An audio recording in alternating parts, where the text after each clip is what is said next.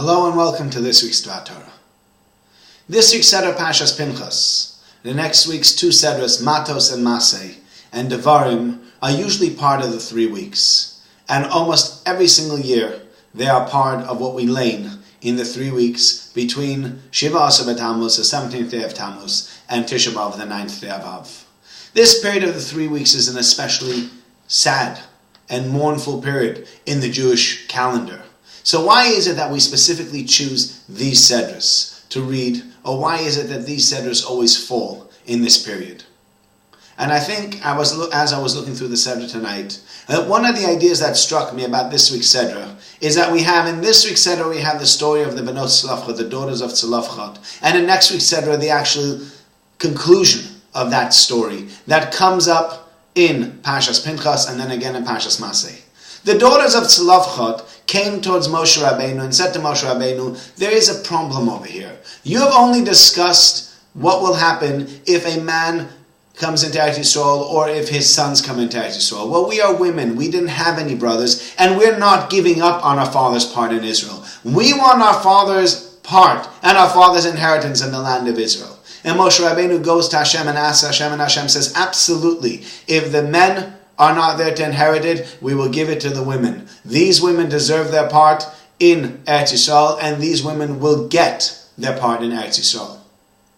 When it comes to the 3 weeks, when it comes to the 9 days, and we read about these women and their love of Eretz Yisrael, it is a message for us to take for the entire period of the 3 weeks. Sometimes, or many times, we feel so comfortable in our golus. We feel so comfortable in our exile. It's a wonderful place where we live. There's no issues. We have, whether that's not great but not bad. We have parnasa maybe. We have a car. We have a house. We have friends. We have whatever we need. Why should we look to go to Israel when everything is so good over here? And we forget about the fact that we want to be in Israel. We need to be in Israel, and then we need to be yearning to come to Israel. And so therefore we have the Sedra of Pinchas, and then get the Sedra of Matos and Masei, and there's a lot of talk about this in Parshas Devarim as well, the love for the land of Israel and the wanting to come into Israel. And where we say, remember, these 3 weeks are important weeks. If we're not yearning to go back to Israel, if we're not yearning to get the Beis HaMikdash back and to return to our homeland, then God says, you don't want to go back anyway. I don't have to move heaven and earth for you to get there. You don't need it. You don't want it.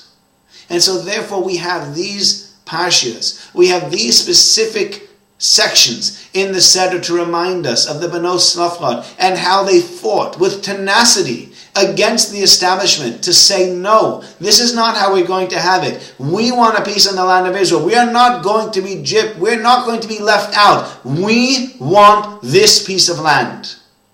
And so therefore, this is a great message that we need to take, specifically now in the 3 weeks. We need to yearn for the land of Israel. We need to want to go back to the land of Israel. Not be happy just with the diaspora and the way things are now, but saying to ourselves, it's okay over here in the diaspora, but that's not really our goal. That's not really where we want to be.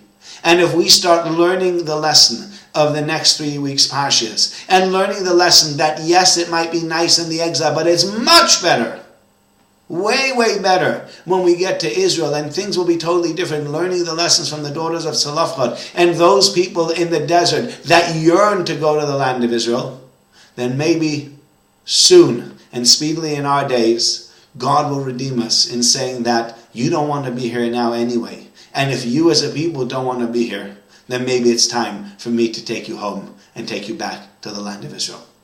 I wish you all a very good Shabbos.